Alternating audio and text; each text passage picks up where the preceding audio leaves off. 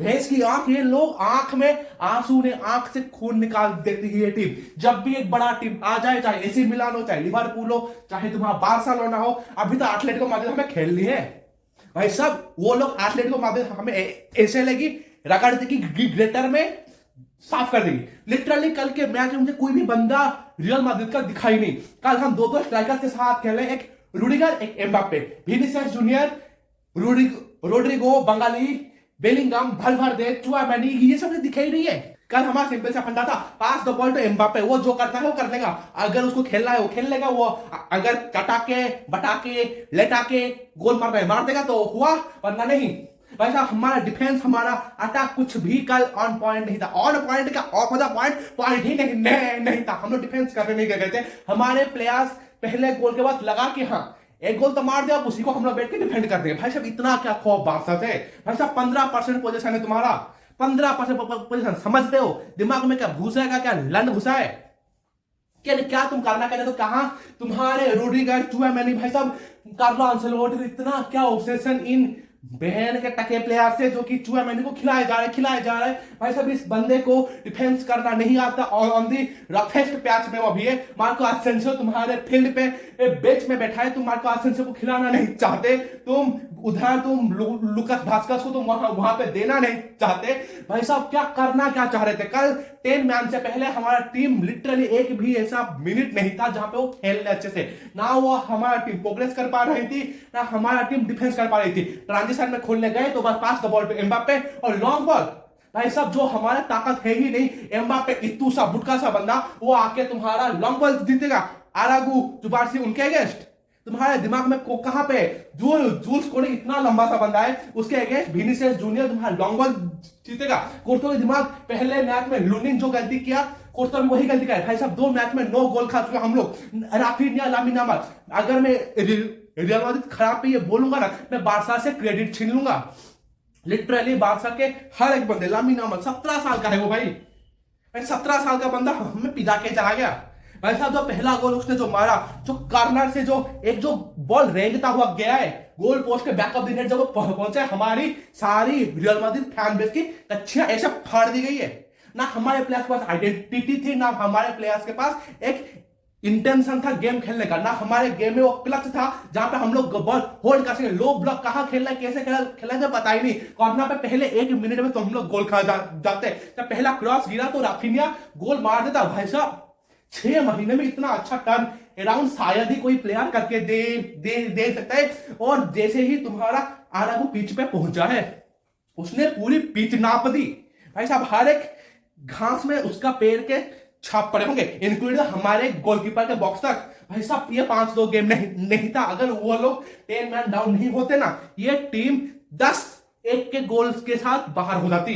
भाई साहब फाइनल तुम लोग एक टाइटल डिफेंड करने गए थे जी। ये मेरा भाई साहब इस टीम के ऊपर गुस्सा नहीं तरस आती है। इस टीम का मैनेजर को शक करो। मैं बोल रहा हूं रियल माद्रिद को खेलना नहीं आता, इस टीम को ट्रांजिशन गोल पोस्ट करना नहीं आता, इसका प्लेयर ऑब्सेशन खत्म नहीं होता। ये ऐसा स्टबर्नेस मैनेजर है जो कि तुम्हारा कोई ऐसा डिल्यूटेड स्टेटमेंट कि हम लोग डिफेंस अच्छे से नहीं कर पाए और बार्सिलोना अच्छे से डिफेंस कर दी, तू जाके ये बोलता है कि बार्सिलोना अच्छे से डिफेंस कर दे। भाई साहब तुमने अटैक कब किया था बे?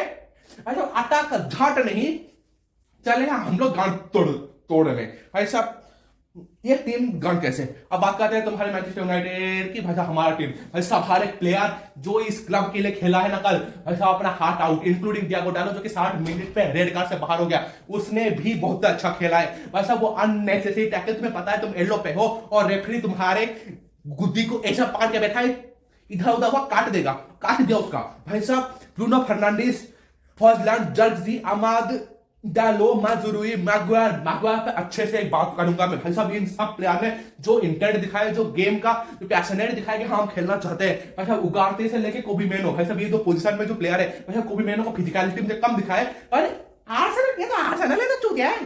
भाई साहब ये टीम 15 बंदों के साथ खेली है कल, 11 बंदे उनके और रेफरी 3, सब उनके साथ। हमारे पास ना रेफरी है ना हमारा होम ग्राउंड है। एक तो आउट टर्फ, उस पे भी तुम लोग खेल रहे हो आर्सेनल से, जो कि एफए कप का एक जियांट है, जो कि सबसे ज्यादा एफए कप जीत रखा है वो है आर्सेनल के अगेंस्ट खेलो विथ रेफरीज। भाई साहब जीत गए, बड़ी बात है। ये मैं शुक्र मना रहा हूं भाई साहब, हम लोग जीत गए भाई साहब। हम लोगों we are the only team who deserve to win that fucking match. और एक बात बोल रहा हूं, कमेंट कर देना कि फक यू रेफरी, ये डाल देना भाई साहब। इस टीम का हर एक प्लेयर, हर एक बंदा लिटरली अपना जान देके खेला है कल।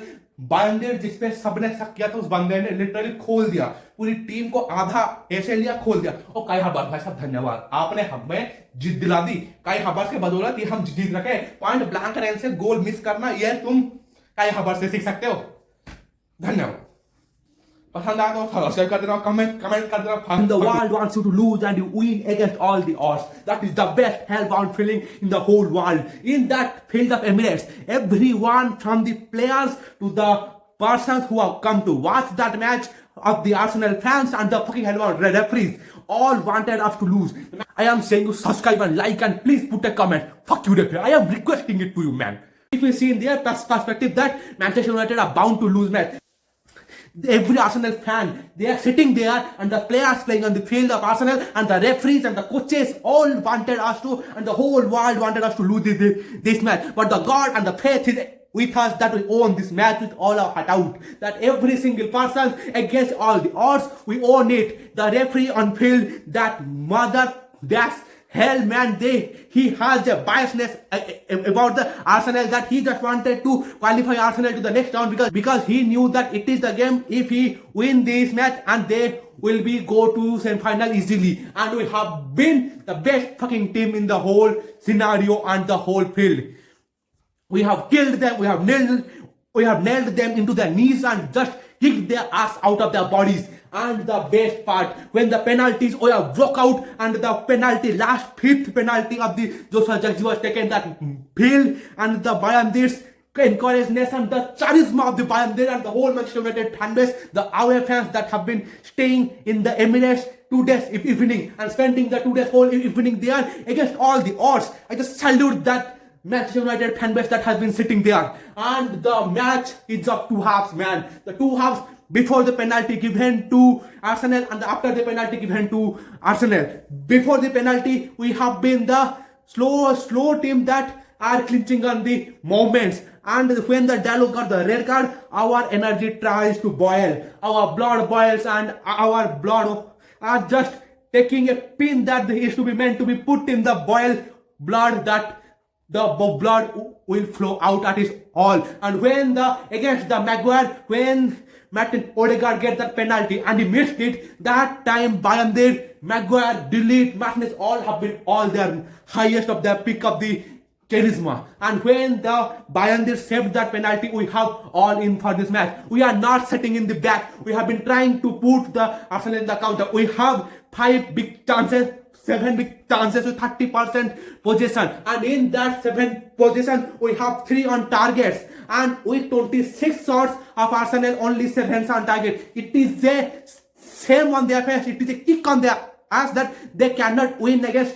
10 man with the 12 men on the field. With the referees is playing for Arsenal, fully a biased Arsenal useless fan that have been referring in the FA Cup 3rd round, and due to the lack of VAR, we cannot even challenge the referee because this can't be overturned. Dalot get a soft red card that has not touched the player. Maguire got a red card. Ugarte, what the hell it is happening? And against the Bruno Fernandes, that yellow card is not needed. And I am saying Bruno Fernandes should throw that shoe into the face of that referee so that his face will be turned around from Manchester United. And I just don't want to see this referee again in the Manchester United match, because action is need to be taken against this fucking manager, because he is a useless Arsenal fan that has been trying to manipulate the game on his own. And the character, the mentality each and every player has shown, from Garnacho to Bruno Fernandes and Hojlund.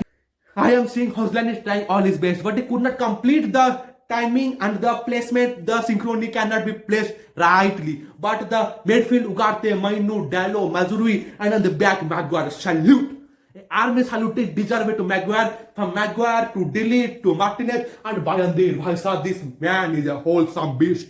If he will come to own charisma and his own performance, he will kill and rip the Premier League apart. The prime David De Gea shot-stopping skills are in his hands, man. He can easily carry out the David De Gea shot-stopping skills. We have been missing the David De Gea shot-stopping since 2 to 3 years now, and it is the match where I am seeing my David De Gea is back. I am a huge fan of David De Gea and Gigi Buffon. That shot-stopping skill is of salutable.